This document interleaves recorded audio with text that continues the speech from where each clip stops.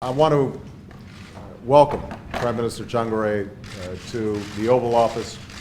He and his delegation have been meeting with my team throughout the day.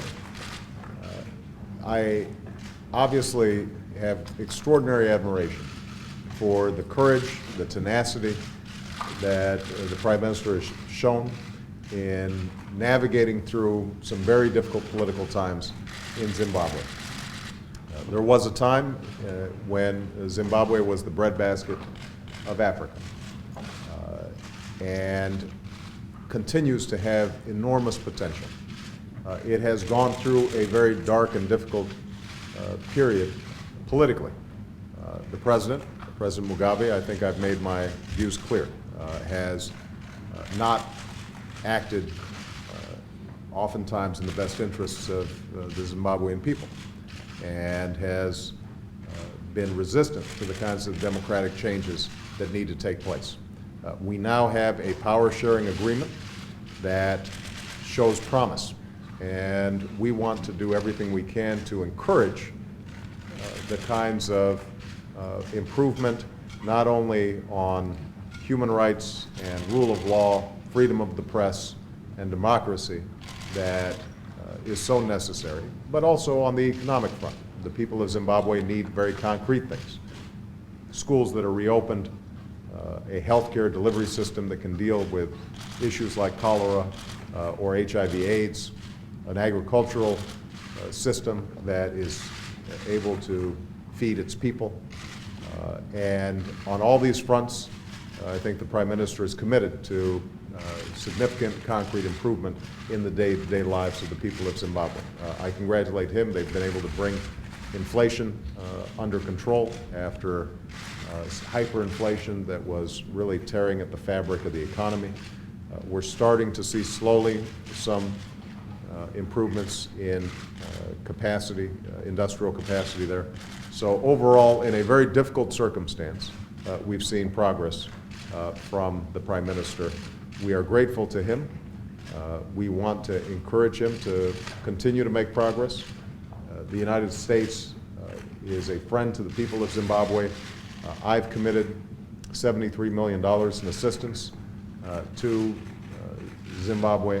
It will not be going through the government directly because we continue to be concerned about consolidating democracy, human rights, and rule of law, but it will be going directly to the people of Zimbabwe, and I think can be of assistance to the Prime Minister in his efforts. He's going to continue to provide us with direction in ways that he thinks we can be helpful, and I'm grateful to him for his leadership, for his courage, and am looking forward to being a partner with him in the years to come. Thank you. Thank you very much, Mr. President. I would like to take this opportunity to thank you for receiving us.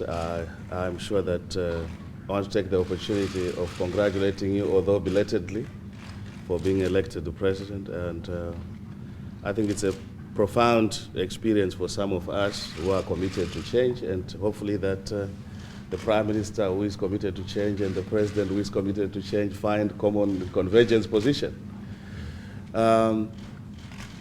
I've been explaining to the President that Zimbabwe is coming out of a political conflict and economic collapse or decay, and that the new political dispensation we have crafted is an attempt to arrest this decay, but also mindful of the fact that it is a journey. This is a transitional arrangement.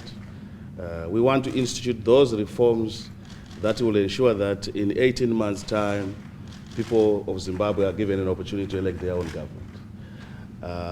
Yes, there have been a lot of progress made by the transitional government, but there are also problems.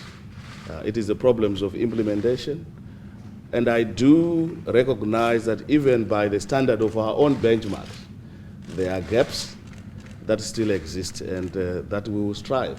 And I want to express my commitment that we will strive to implement those benchmarks, not because they are for the international community, but because for ourselves, it gives people of Zimbabwe freedom and the opportunity to grow.